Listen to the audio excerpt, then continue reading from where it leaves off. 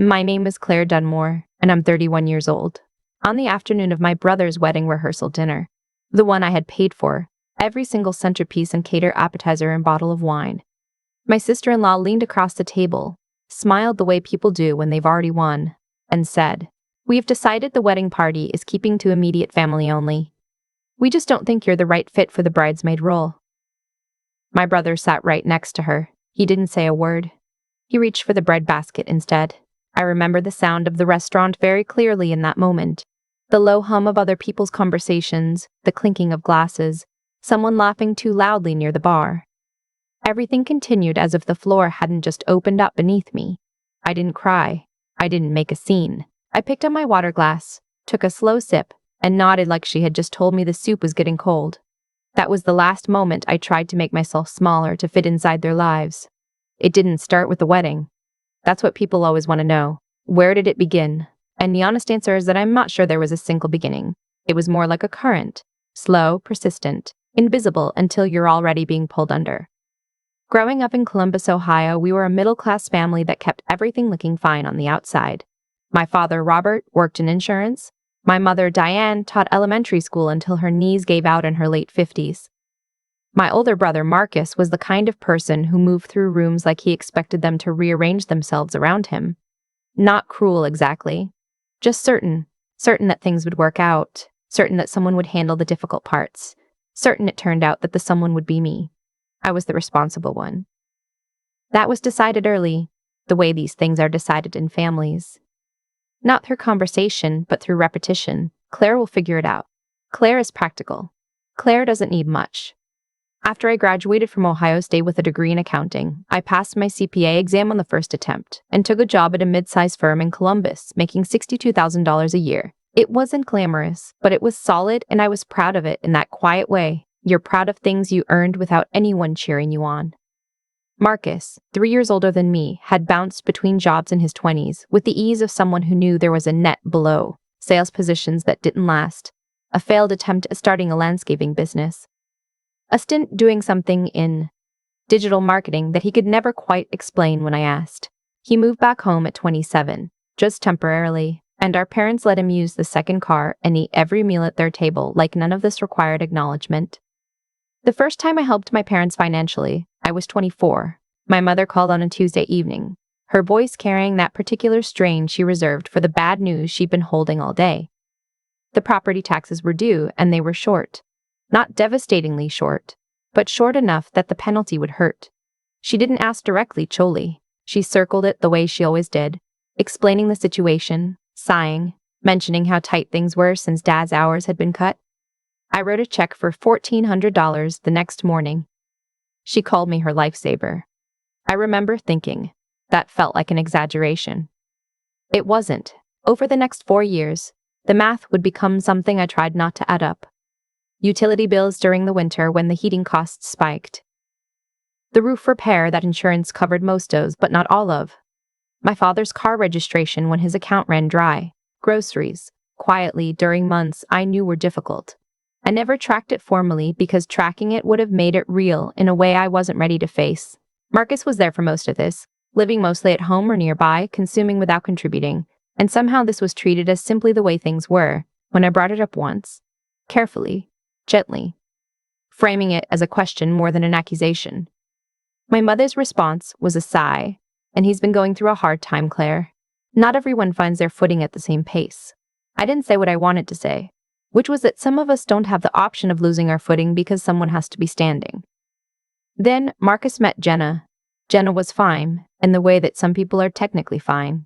She worked in HR. She had strong opinions about interior design, and she loved Marcus in the specific way that some people love someone they've decided to project all of their ambitions onto. Within 8 months, they were engaged, and within 10 months, the wedding planning had absorbed every conversation my family had. I want to be fair here. I was happy for Marcus. I genuinely was. Even with everything, he was my brother, and there's a particular hopefulness that comes with a wedding. This idea that maybe things will reset, that people choose better versions of themselves when they're choosing a life. The trouble started, as it often does, with money. The original budget for the wedding was $18,000. My parents offered $5,000 and told everyone it was from their savings, which it was, because I had quietly covered several things the previous year that would have otherwise drained those savings. Marcus and Jenna had another $6,000 between them. That left a $7,000 gap, which closed itself somehow, without anyone explaining how, until my mother called me in March and said they were thinking about asking me for a loan, just to help cover the venue deposit. They'd pay it back after. I said yes. I said yes because I loved my brother, and because my mother sounded tired, and because $7,000 felt manageable. Then the florist was more expensive than expected. Then the photographer Jenna wanted was outside the original quote. Then there was the question of the rehearsal dinner, which, traditionally, as my mother reminded me with the delicate firmness of someone who has thought this through, falls to the groom's family. By June, I had put $23,000 into that wedding. I want you to sit with that number for a second. $23,000. 2 years of maxed out contributions to my savings account, wiped out. My emergency fund, down to 3 months instead of 6. The down payment I had been building toward, quietly in the back of my mind. Further away than it had been when any of this started, and I did it without being asked for most of it. That's the part that's hardest to explain. Some of it was asked for directly. But most of it I offered because the alternative was watching something fall apart and knowing I could have prevented it. I had been trained so thoroughly into that role that I didn't even notice I was performing it. My contribution to the wedding was not announced at the rehearsal dinner. There was no acknowledgement, no toast, nothing. My parents thanked Jenna's parents extensively. Marcus made a joke about how everything had come together. I sat at the table I had paid for, eating food I had paid for, listening to gratitude that was not directed at me. And I told myself that it was fine. That family wasn't about keeping score. That was the night Jenna told me I wasn't the right fit for the bridesmaid role. After the dinner, I drove home in the dark with the radio off. I didn't call anyone. I just drove and let the city pass by outside the windows. The streetlights blurring slightly, and I thought about the last time I had done something entirely for myself. I couldn't land on a specific memory. That frightened me more than anything else from that evening. I called my mother the next morning. I told her what Jenna had said. There was a pause and then, "Well, it's her wedding, Claire. Brides can be particular. You know how much planning goes into this." Another pause. "It doesn't mean she doesn't appreciate you." I asked very quietly if Marcus knew. "He mentioned it," she said. "He agreed it made sense for the aesthetic." The aesthetic. I hung up before I said something I couldn't take back, and then I sat on my kitchen floor for a while. Not crying, exactly. More like the stillness you get when something has finally become too obvious to argue with. I had been funding their life while being trimmed away from it. The wedding was on a Saturday in late August. I attended. I wore the dress I had bought myself, sat in the pew near the back, and watched my brother get married in a ceremony that I had largely financed. Jenna's bridesmaids stood at the altar in sage green dresses. The flowers were beautiful. The photographer was excellent. At the reception, Marcus pulled me into a hug and said, "Glad you're here, sis." He smelled like his cologne and champagne and the simple happiness of someone whose life was going exactly as planned. I hugged him back. I meant it. But something had finished, quietly and completely, somewhere during the ceremony. I didn't have a name for it yet. I just knew that when I left the reception that night, I drove home feeling hollowed out and strangely certain. The weeks after the wedding were where everything accelerated. My parents' house needed a new HVAC system. The estimate came in at $8,400. My mother texted me the number on a Thursday afternoon with no preamble, just the figure and the name of the repair company. I looked at that text for a long time. Then I put my phone face down on my desk and went back to work. I didn't respond that day. Or the next. On Friday evening, she called and I let it ring. I want to be honest about what was happening inside me during that time. Because it wasn't as clean as refusing and moving on. It was more like watching myself from slightly outside my body, waiting to see what I would do. There was still a voice, I recognized it from years of practice, that said this was the moment to show up, to be reliable, to be the one who handled things. That voice was so familiar it almost felt like my own conscience. But underneath it, quieter and steadier, was something else. A tiredness that had gotten so deep it had passed through exhaustion and come out the other side as clarity. On Sunday, I called my mother back. "The HVAC, are you able to look into financing through the repair company?" I asked. Most of them offer payment plans. Silence. Claire, we're not taking out financing for our own house. I understand. I just can't help with it right now. Her voice shifted into something I recognized. The soft, wounded register she used when she needed me to feel guilty. I don't know what's gotten into you lately. You used to be so generous. We're your family. I know, I said. I love you. But I can't right now. I got off the phone.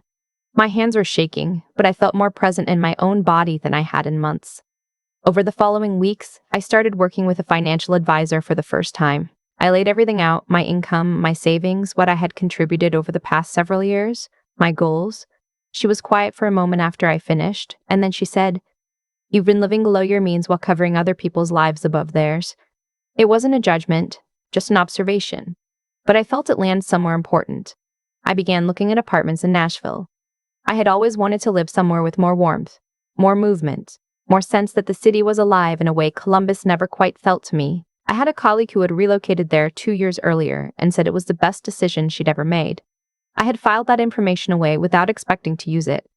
I gave notice at my apartment on a Thursday. I told my employer I'd like to explore remote work arrangements, and to my genuine surprise, they agreed. My skill set was portable. I had just never let myself believe that until I needed to.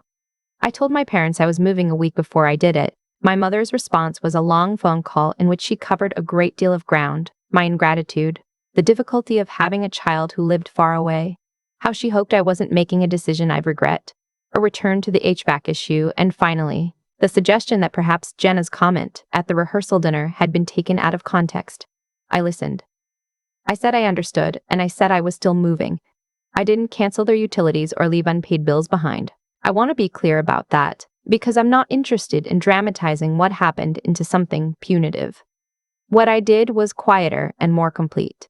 I stopped offering. When my mother called about a water heater that was running inefficiently, I gave her the name of a plumber and said I was sure they could work something out. When Marcus texted asking if I could spot him $500 for something related to the new apartment he and Jenna had moved into, I said I wasn't in a position to do that right now. The texts that followed were not kind. My father called once, a month after I moved. He asked how I was. I told him I was doing well. He said he missed having me close. I said I missed that too, and I meant it.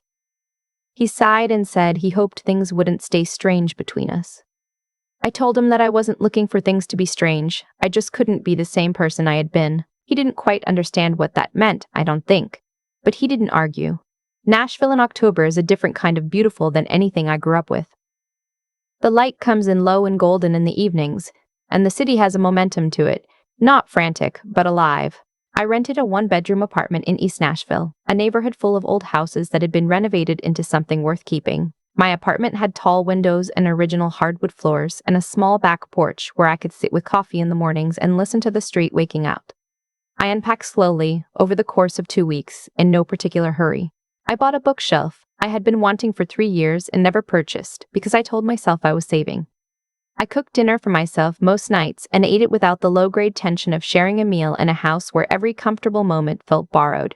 A coworker named Beth, who had relocated from Indianapolis the previous year, took me out for tacos the second Friday I was there. She asked how the move felt. Like something finally fits, I said, and was a little surprised to realize I meant it entirely. I made a friend group slowly, the way adults do, through work events, through neighbors, through the friend of a friend who invited me to a trivia night at a bar on Gallatin Avenue. It was ordinary and unglamorous, and completely mine.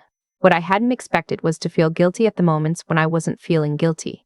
There would be hours, sometimes full days, when I went about my life without thinking about my family. And then I'd notice that absence and feel something complicated about it. Like the missing was no longer the default state, and I didn't quite know what to do with that. I talked to a therapist about it. That was another thing I never let myself prioritize, because there was always something more urgent to fund. I found someone I liked on the third try, a woman named Dr. Hargrove who had an office near Centennial Park, and a particular talent for sitting with silence without rushing to fill it. She helped me understand that what I had been doing for years wasn't generosity, or not only generosity, it was also an attempt to purchase safety, to make myself indispensable enough that belonging couldn't be revoked. The revocation had happened anyway. Marcus called me in December, about 4 months after the wedding. His voice was careful in the way voices are when someone has rehearsed what they're going to say. He told me that Jenna had felt that some of my behavior around the wedding had been passive-aggressive, that I had created tension by making my financial contributions known, that they hoped going forward we could reset. I asked him what behavior he was referring to specifically. He couldn't name anything specific. He said it was more of a vibe. I took a long breath. "Marcus," I said, "I paid for your wedding. I paid for the rehearsal dinner that I was then excluded from. Effectively, when Jenna told me I wasn't the right aesthetic for her wedding party. I have never brought that up or complained about it to either of you. I'm not sure what reset you're looking for." Silence on his end. "I love you," I said, "and I meant that too. But I'm not able to pretend that what happened was normal, and I'm not going to apologize for withdrawing from a dynamic that was costing me everything." He said he thought I was being dramatic. I said I hoped he had a good December, and I meant that as well. We didn't speak again until spring. The letter from my father came in February, handwritten, which surprised me because he had never been a man who wrote letters. It was 3 paragraphs long. The first acknowledged that things had gotten out of balance. The second said he was proud of me even when he didn't say so. The third said he hoped the distance wasn't permanent. I read it twice, then put it on my desk where I could see it. I wrote back. I told him I wasn't interested in permanent distance, but that I needed things to be different. I told him I loved him. I told him I was doing well and that Nashville was good to me. I didn't hear from my mother directly for several months. When she finally called in March, her voice was different, less strategic, more tired. She said she'd had some time to think. She said she understood I felt underappreciated. She didn't go as far as I might have hoped, but she went somewhere, and I decided that somewhere was worth acknowledging. We talked for 40 minutes. It wasn't a resolution. It was more like the beginning of a renegotiation. The terms still being worked out. Neither of us certain what the final arrangement would look like. What I knew was this. I was not going back to the way it was.